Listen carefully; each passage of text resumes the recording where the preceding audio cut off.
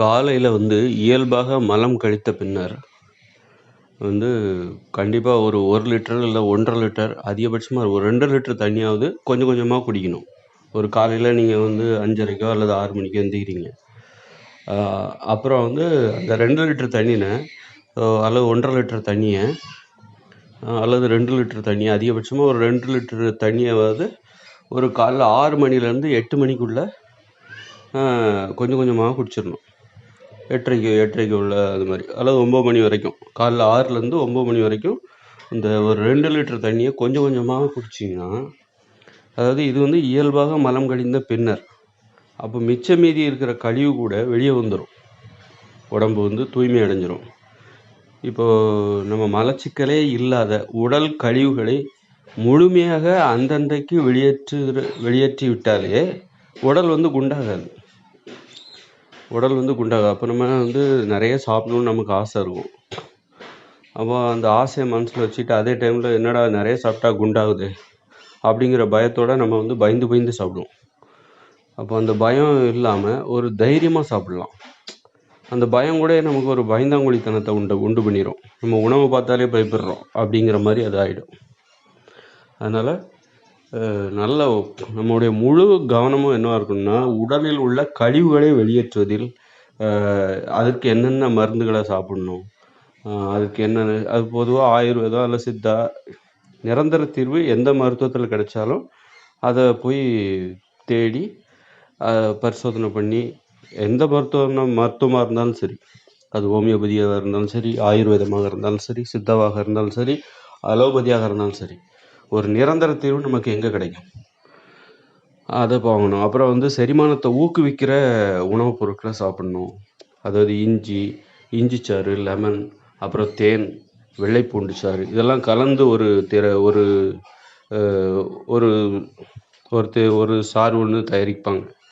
அந்த சாரெலாம் குடித்தா உணவு செரிமான மண்டலம் இன்னும் நல்லா ஊக்கமாக இருக்கும். இந்த மாதிரி அந்த உணவு செரிமான மண்டலத்தை ஊக்குவிக்கிற வேலையும் நம்ம வாழ்நாளில் கடைபிடிச்சிக்கிட்டே வரணும். அப்படி இருக்கும்போது கழிவுகள் எதுவும் உடம்புல தங்காது, முழுமையாக வெளியேற்றப்படணும். கழிவுகள் கொஞ்சம் அந்த கழிவு நீக்க மண்டலம் இருக்குல்ல, அது அவ்வளோ உற்சாகமாக வேலை செய்யணும், ஊக்கமாக வேலை செய்யணும், உயிரோட்டமாக வேலை செய்யணும். அப்படி வேலை செய்யும்போது உடம்பு ஏன் குண்டாகுது? உடம்பு ஒல்லியாகிட்டு தான் போகும். அப்போது உடம்புல சதை வைக்கணும்னு நம்ம முயற்சி பண்ணுவோம், உடம்புக்குள்ள ஒல்லியாகிட்டே போகுது. அதனால் நல்லா சாப்பிடணும் அப்புறம் நிறைய சாப்பிடணும் அப்படிங்கிற எண்ணம் வந்துடும்.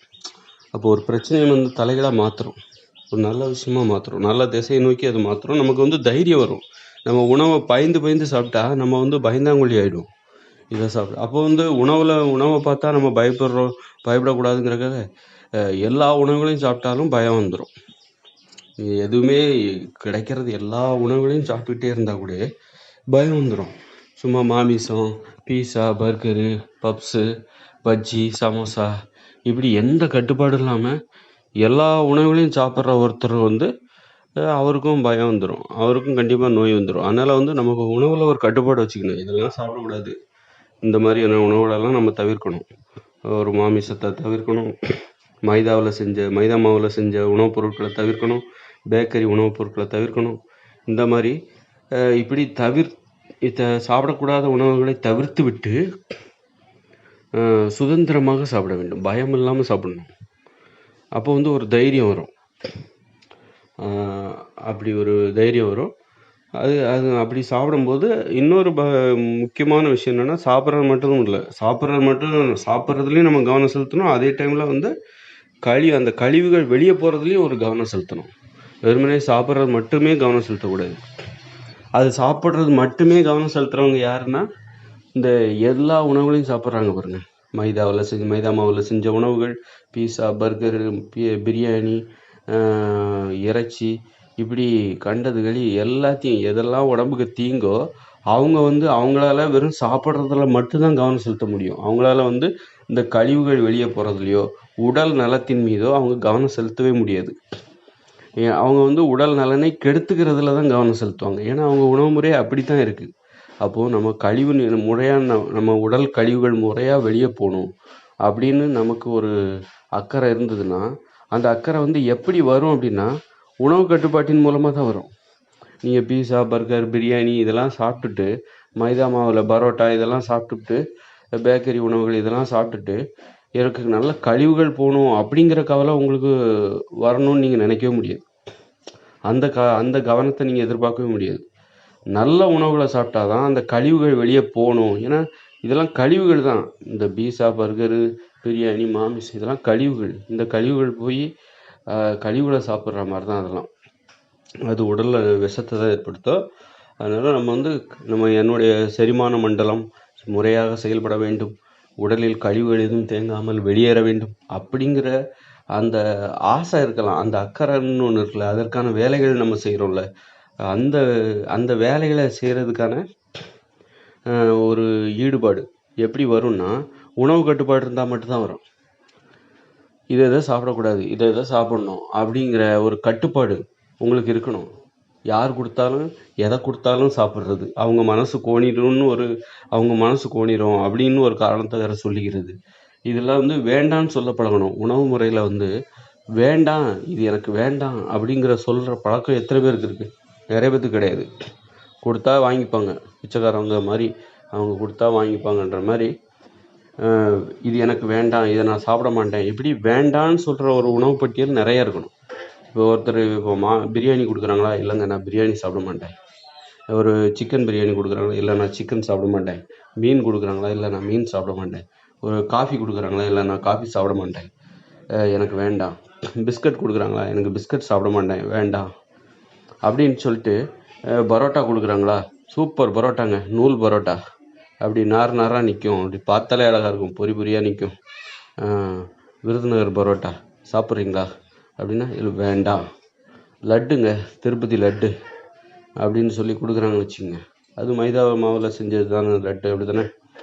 அப்போ அந்த மாதிரி லட்டு கொடுக்குறாங்க, அதில் இதெல்லாம் பார்த்துட்டு ஜிலேபி கொடுக்குறாங்க, வேண்டாங்க, இதை நான் சாப்பிட மாட்டேன். அப்படி வேண்டான்னு சொல்கிற பழகிக்கணும். அதே மாதிரி கொடுங்கன்னு சொல்லியும் பழகிக்கணும். இந்தாங்க கேரட்டு, இந்தாங்க கொத்தவரங்காய், பச்சையா தேங்காய், கொடுங்க அப்படின்னு சொல்லி பழகிக்கணும். கொடுங்க சாப்பிட்லாம் அப்படின்னு சொல்லி பழகிக்கணும். அந்த மாதிரி நிறைய, இந்தாங்க பாதாம் கொடுங்க சாப்பிட்லாம், முந்திரி இந்தாங்க கொடுங்க சாப்பிட்லாம் அப்படின்னு சொல்லிட்டு, வாழைப்பழம் கொடுங்க சாப்பிட்லாம் அப்படின்னு சொல்லிட்டு, வேண்டான்னு சொல்கிற ஒரு உணவு நம்ம நம்ம சில உணவு பட்டியலை வச்சுக்கணும். அதெல்லாம் நம்ம வேண்டாம், அதை யார் கேட்டாலும் யார் சாப்பிட கொடுத்தாலும் அதை நம்ம வேண்டான்னு தான் சொல்லணும். கொடுங்கன்னு சொல்கிறதுக்குன்னு ஒரு உணவு பட்டியல் இருக்குது. அதை கொடுத்தா கொடுங்க சாப்பிட்லாம் அப்படின்னு சொல்லணும். அந்த மாதிரியான ஒரு வாழ்க்கை முறை வந்துருச்சுன்னா மட்டும்தான் இந்த கழிவுகள் வெளியேறுவதில் நமக்கு ஒரு கவனம் செலுத்த முடியும். நம்ம உடல் கழிவுகள் இந்த உடலை விட்டு தினந்தோறும் முழுமையாக வெளியேற்றப்படுவதற்கு நாம் அதில் ஒரு கவனம் செலுத்த முடியும். அந்த கவனம் செலுத்தினா மட்டும்தான் அது வெளியே போகுமே தவிர அது தானாக வேலை செய்யாது. அது தானாக சிறப்பாக வேலை செய்யும் அப்படின்னு ஆசைப்படுறது தான் பேராசை. நம்ம ஒரு கவனம் செலுத்தணும்.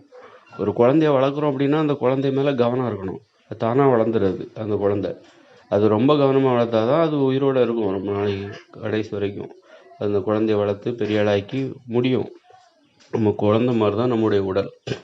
அப்போ உடலுக்குள்ளே நிறைய குழந்தைகள் இருக்காங்க. இந்த கழிவு நீக்கு மண்டலம் எல்லாமே ஒவ்வொரு குழந்தை. கண்ணு நல்லா இருக்கணும்னா அந்த கண்ணுங்கிற குழந்தை மேலே நம்ம கவனம் செலுத்தணும். அந்த மாதிரி கவனம் செலுத்தினா மட்டும் அந்த கவனம் எப்படி வரும் அப்படின்னா, நம்ம உடல் நல்லா இருக்கணும், உடல் ஆரோக்கியமாக இருக்கணும் அப்படிங்கிற கவனம் எப்படி வரும் அப்படின்னா, உணவு கட்டுப்பாடு மூலமாக தான் வரும். உணவு கட்டுப்பாடு வந்துட்டாலே அந்த உடல் ஆரோக்கியமாக இருக்கணும் அப்படிங்கிற அந்த கவனம். வேண்டாத உணவுகளை வேண்டான்னு சொல்லணும். எது உடலுக்கு தீங்கு விளைக்குதோ அந்த உணவுகளை வேண்டான்னு சொல்லி பழகணும். எது உடலுக்கு நல்ல உணவுகளோ அதை கொடுங்க, இந்தாங்க கொடுங்க, நீங்கள் சாப்பிடுங்க அப்படின்னு சொல்கிற உணவுகள் நாம் மற்றவங்களுக்கு கொடுக்குற உணவு, நாம் சாப்பிடாத உணவுகளை நம்ம மற்றவங்களுக்கு கொடுப்பதை தவிர்க்கணும். இது ரொம்ப முக்கியமானது. நமக்கு வேண்டாத உணவுகளை தூக்கி மற்றவங்களுக்கு கொடுக்கக்கூடாது. அதாவது சில உணவுகள் நமக்கு பிடிக்காமல் இருக்கலாம், ஆனால் அது நல்ல உணவாக தான் இருக்கும். இப்போ நல்லது செய்கிற அத்தனை உணவுகளையுமே நமக்கு பிடிக்கும்னுலாம் சொல்ல முடியாது. சிலருக்கு தயிர் பிடிக்காது, அதனால தயிர் நல்ல உணவு இல்லைன்னு சொல்ல முடியாது. அதே நேரத்தில் அப்போ அவருக்கு தயிர்ன்றது பிடிக்கலனாலும் அந்த உணவை மற்றவங்களுக்கு கொடுப்பாரு. அதே நேரத்தில் ஒருத்தருக்கு பரோட்டா சாப்பிட மாட்டார், அது சாப்பிடக்கூடாதுன்னு நினைக்கிறாரு, ஆனால் அந்த பரோட்டா தூக்கி இன்னொருத்தர் கொடுக்கக்கூடாது. ஏன்னா தனக்கு தீங்கு விளைவிக்கிற உணவுகளை சாப்பிடவே கூடாது, யாருமே சாப்பிடக்கூடாது அப்படிங்கிற உணவுகளை நம்ம மற்றவங்களுக்கு கொடுக்கக்கூடாது. அது வந்து மற்றவங்களை கெடுக்கிறதுக்கான வேலை, மற்றவங்களை அழிப்பதற்கான வேலை. அந்த வேலையை செய்யக்கூடாது. நம்ம உடலுக்கு எது தீங்கோ, நமது உடலை நமது வாழ்க்கையை எது அழிக்குமோ அந்த உணவுகளையோ அல்லது அந்த உணவுகளை மற்றவங்களுக்கு கொடுக்கக்கூடாது. அதில் வந்து நம்ம ரொம்ப கவனமாக இருக்கணும். இந்த மாதிரி உணவு கட்டுப்பாட்டில் நீங்கள் கவனம் செலுத்தினா மட்டும்தான் உடல் கழிவு நீக்க மண்டலம் வந்து சரியாக வேலை செய்யும். அதில் நீங்கள் கவனம் செலுத்த முடியும். இப்போ குண்டாக இருக்கிறாங்க அப்படின்னா அவங்களுக்கு வந்து அவங்க உடம்பு மேலே ஒரு ஆக்கப்பூர்வமான கவனம் இல்லை. கழிவு நீக்க மண்டலத்தில் அவங்களுக்கு ஒரு கவனம் இல்லை. சாப்பிட்றது மட்டும்தான் அவங்க கவனமாக இருக்காங்க. சுவையாக சாப்பிட்றதுல மட்டும்தான் அவங்க கவனம் செலுத்துகிறாங்க. அதனால தான் அவங்க வந்து நோய்வாய்ப்பட்ட உடலாகவும் குண்டாகவும் மாறுறாங்க. குண்டாக இருக்கிறது ஒரு நோய் தான். உடல் அப்படி பருத்துக்கிட்டே போகுது அப்படிங்கிறது ஒரு நோய் தான். அது பெருகி அந்த உடல் எடை கூடிக்கிட்டே போகுதுங்கிறது ஒரு நோய் தான். இப்போ நோய்க்கான காரணமே என்னென்னா, நம்ம வந்து நம்மளுடைய உடல் மீது நம்ம கவனம் செலுத்தலை, அதோட ஆரோக்கியத்தின் மீது நம்ம கவனம் செலுத்தலை. அதுக்கு என்ன காரணம்னா நம்ம உணவு முறை தான் காரணம். உணவு வந்து நமது உடலுக்கு தீங்கு விளைவிப்பதாக இருக்கிறது, நோய்களை வரவழைப்பதாக இருக்குது. நமது உடலை அழிக்கின்ற வேலையை நாம் செய்கிறோம். அதனால்தான் வந்து இந்த மாதிரி நோயெல்லாம் வருது. நாம் வந்து நம்ம உடலை பாதுகாக்கின்ற வேலையை நாம் செய்தால் மட்டும்தான் உடல் உள்ள அனைத்து உறுப்புகளும் ஒழுங்காக வேலை செய்யும், கழிவு நீக்க மண்டலம் உட்பட.